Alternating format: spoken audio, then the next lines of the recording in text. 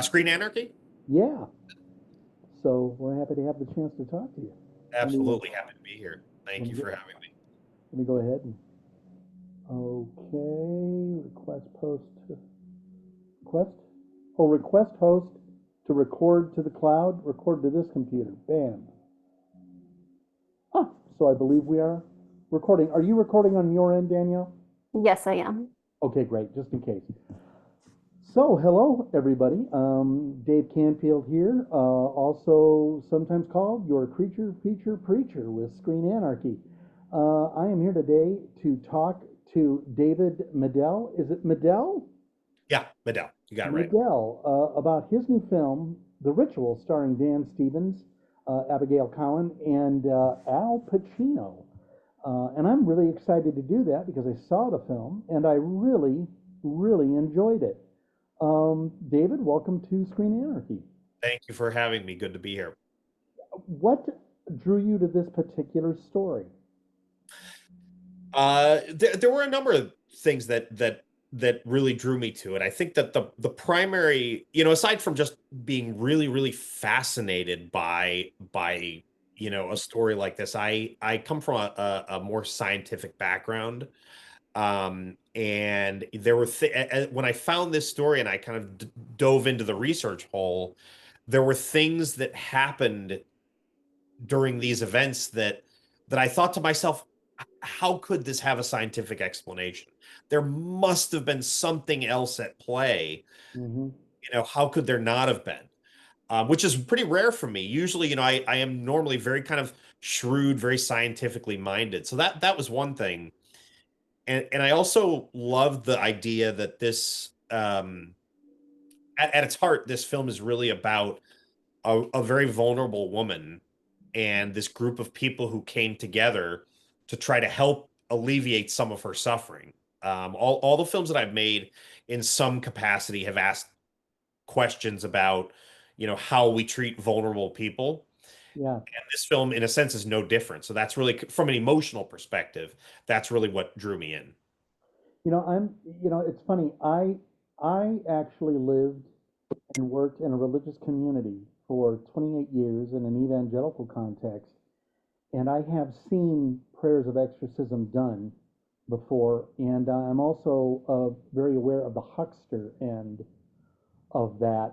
Right. People who build a career out of it and are clearly frauds. But um, for uh, for me, I'm a recent seminary graduate, Oh, and wow. I too take a somewhat skeptical view Yeah. of the supernatural, and yet I was super impressed with how you handled the manifestation elements of this story because I never felt like the special effects intruded on the narrative. We were never watching a movie per se. We were really watching people wrestle with faith and wrestle with this anomalous thing that Yeah. they couldn't identify. Yeah, no, I appreciate that. Thank you. That was definitely an important aspect of it. I didn't want to have anything in the film that would tip the hand so much we always wanted there to be a certain amount of ambiguity. We didn't want to answer the question in a very explicit way. Is this psychological? Is it spiritual, or is it something in between? Is it both? But the church nowadays, and most of the exorcists and priests that I've spoken to are also very like you, skeptical, very scientifically minded. That exorcism is very the church is very discerning in terms of um their investigation into possible a possible spiritual aspect to somebody's troubles. They a vast majority of the cases that are referred to the church are referred by the church to medical or to a psychologist or to medical professionals. Right. Most of the time, their determination is that there is a medical or physical or psychological explanation for what's happening. it's only as a last resort, when all those other possibilities have been exhausted, that they resort to something like considering doing an exorcism. It's really interesting too for me because in watching the film, I couldn't help but remark on the really good character and the Christ-like aspect of these people that came to try to help Emma. And yet, in our society right now, we are burdened with a couple of different approaches to Christian religion. One of them is kind of batshit, and it has to do with like demonizing the rest of the world, and seems pretty obsessed with power, and seems pretty obsessed with things like prophecy and the supernatural and things like that, and very open to conspiracy theory. And on the other hand, you have a lot of people, I think, saying, well, wait a minute, wasn't Jesus all about other things? Wasn't Jesus all about love and compassion and mercy and grace and forgiveness and humility and generosity um, and self-sacrifice? And so you have a story here that you've chosen that might appeal more at its root, right, to people who unfortunately are on this other path, but that is kind of a demonstration, I think, a pretty good demonstration of what faith looks like when it's faced with something like this. Did it float around your mind how your audience was going to react to this and the different ways in which they might react? Definitely, that it was a, aside from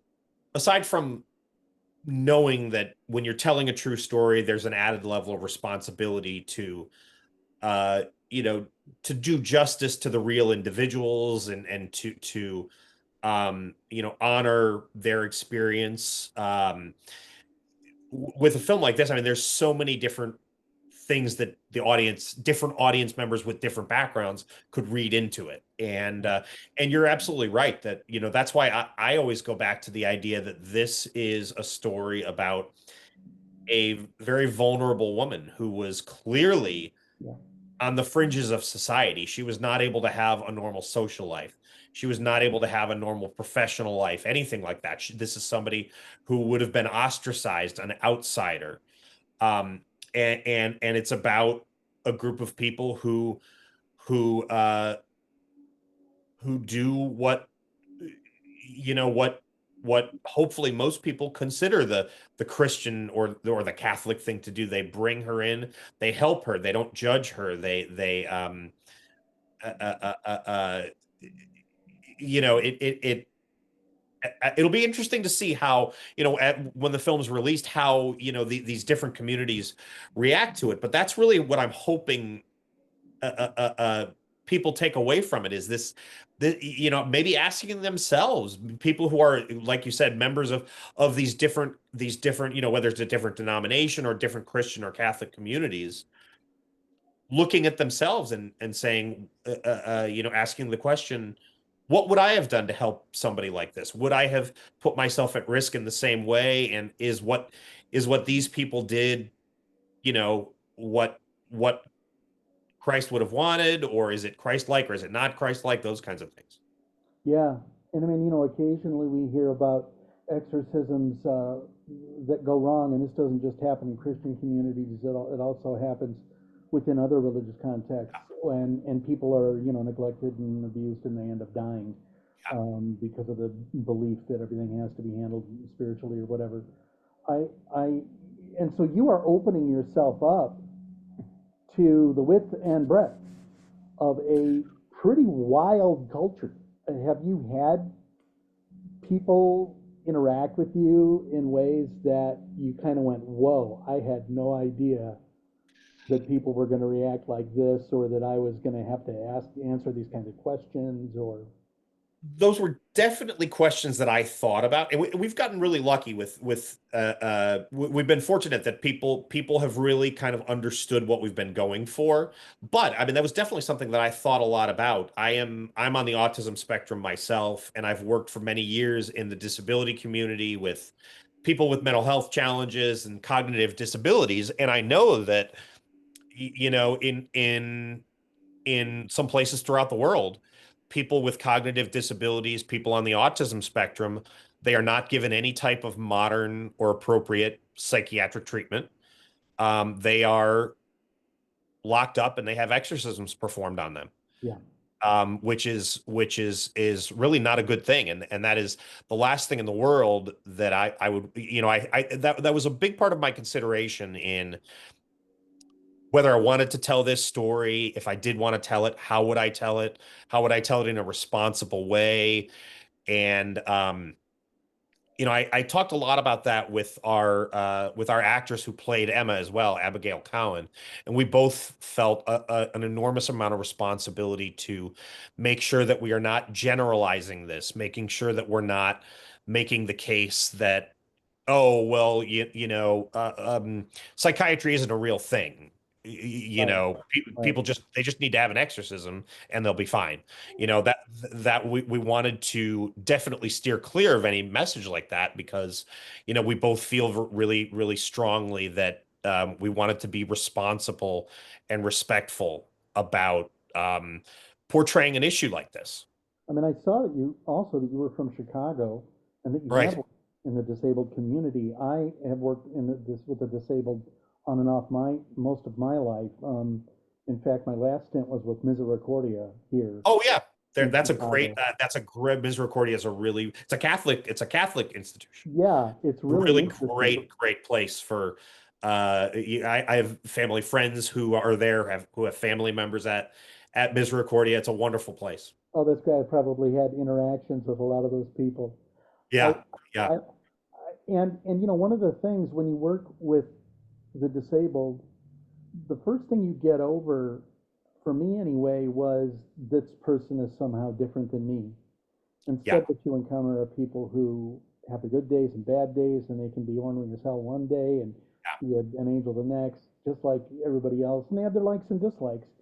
Um, and here in America, as we like confront our divisions, particularly over religious things, it occurs to me um, that a movie like this, which sort of tries to allow for various points of view about its interpretation, might contribute to an understanding that all these, everybody brings all these things to the table, Yeah. whether it's the church or whether it's just people and their own spirituality, or the fact that they have trauma related to that, or that they just don't, they're more scientifically minded and have no use in particular for religion or whatever. Right, right. No, that's true. I mean, I would love for the film to inspire those kinds of conversations. That's one of my favorite parts about our my producing partner and I. We made a previous film that dealt with some issues about that America and the world are really grappling with right now. And one of my favorite parts about getting that film out into the world was having meaningful Q&As, meaningful Yeah. discussions with people afterwards about how the film offered a new perspective that they hadn't considered before. So I would that would be wonderful if the film inspires those kinds of conversations. I have to ask a couple of questions. Whenever you see somebody making an exorcism movie, everybody that I know loves special effects. Right. Was there a favorite special effects moment for you in this? Yeah, that's a good question. There's so many that we worked so hard on. Um, Because you seem to stick mainly with what is was actually written down. You didn't add. no, we tried to keep it very grounded, very naturalistic. We didn't want to add in, exaggeration or hyperbole or anything like that. But I mean, I think some of the I don't know if I don't know if I necessarily have a favorite one, but I think what I appreciate, and I think we hopefully accomplished this goal, was even where we do have special effects, visual effects, practical effects, hopefully they feel like they are real and grounded in Yeah, in naturalism. They don't feel like hopefully the audience can't even necessarily tell where there's a visual effect because it just feels like an organic part of the world. And I think we largely accomplished that goal. At least I hope. No, I think you absolutely did. And I also think your cast helps with that. I mean, you've got Al Pacino, Yeah, and you've got Dan Stevens, who I just think is a rock star yeah. actor. He's just amazing.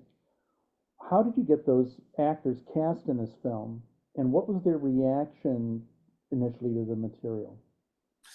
Well, it was interesting. Al was the first person to come aboard. And the very first time I met with Al, I was obviously very nervous, meeting somebody like him. Yeah, Within 15 minutes of sitting down, we were just two guys talking about this story and the characters.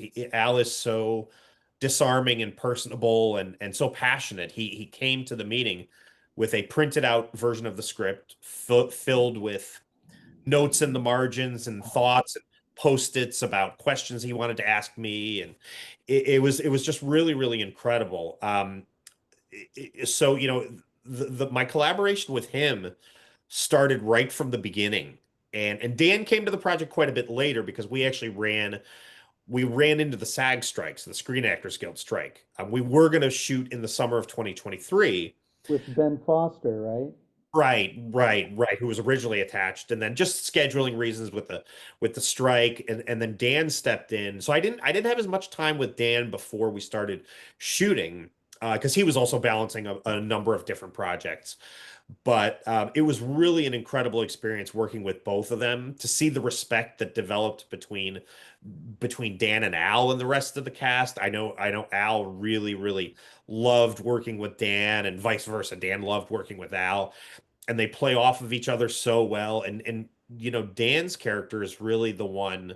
He's really the one that the audience experiences the film through. He's kind of the avatar for the audience, and he does such a beautiful job of taking the audience along in the journey with the look in his eyes, or Mm. his body language. Just he brings the audience in, and they experience the story sort of from his character's perspective.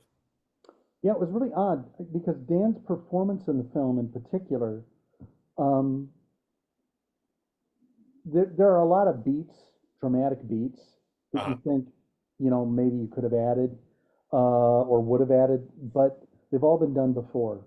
The yeah. unfaithful priest or something like that, and instead you stick to what, is just, again, the history of this, and how it and how we understand it today.